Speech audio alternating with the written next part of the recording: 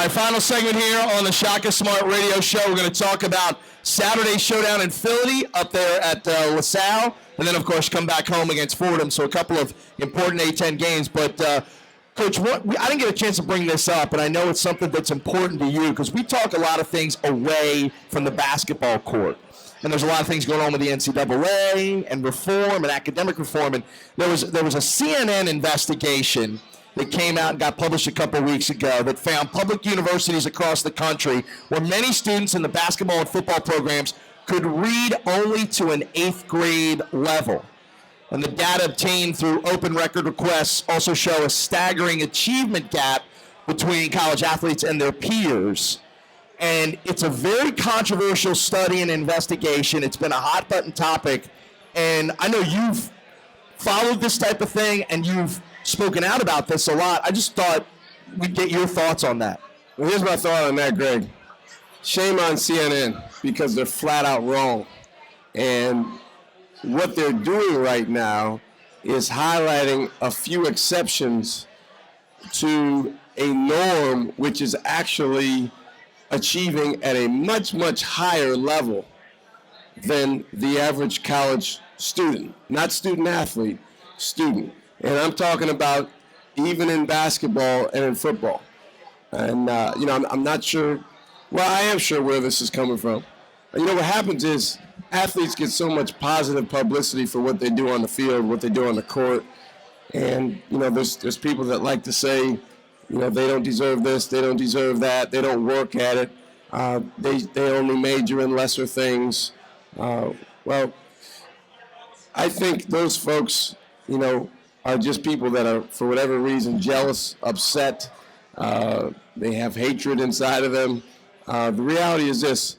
Greg, did you know African-American males that participate in sports at the college level are much, much more likely to graduate from college than African-American males that do not play a sport? So last time I checked, those are peers. Right. You're talking about peers. There's this achievement gap? No. Yeah, there's a gap. Actually, the athletes are doing better. And, CNN, and there's been some holes shot through that story because this story came out, a week ago or a couple of weeks ago.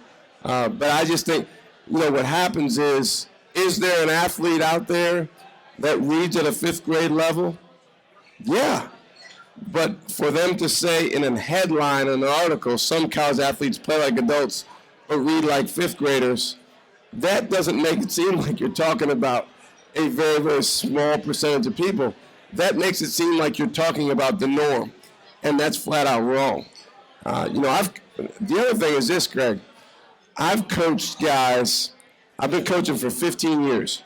I've coached guys that come from unbelievable academic backgrounds in terms of what they were taught in school, great private school, terrific background from their parents, what they taught. And then I've coached guys that come from maybe the worst backgrounds in terms of what was provided for them in terms of academic preparation for college.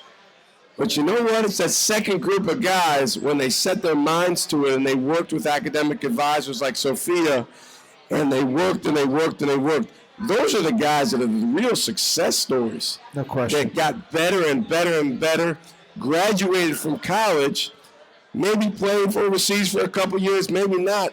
But now those guys are high-level, high-contributing members of our society.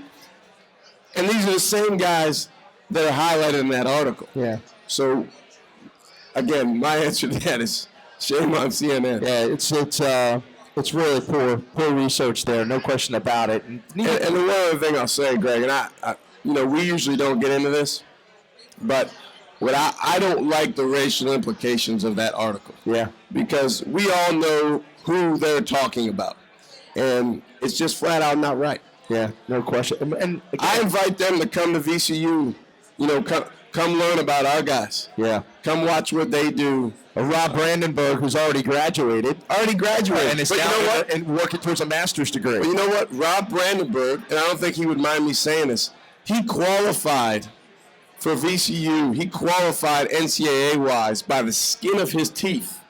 You know why? Because he got off to a slow start in school.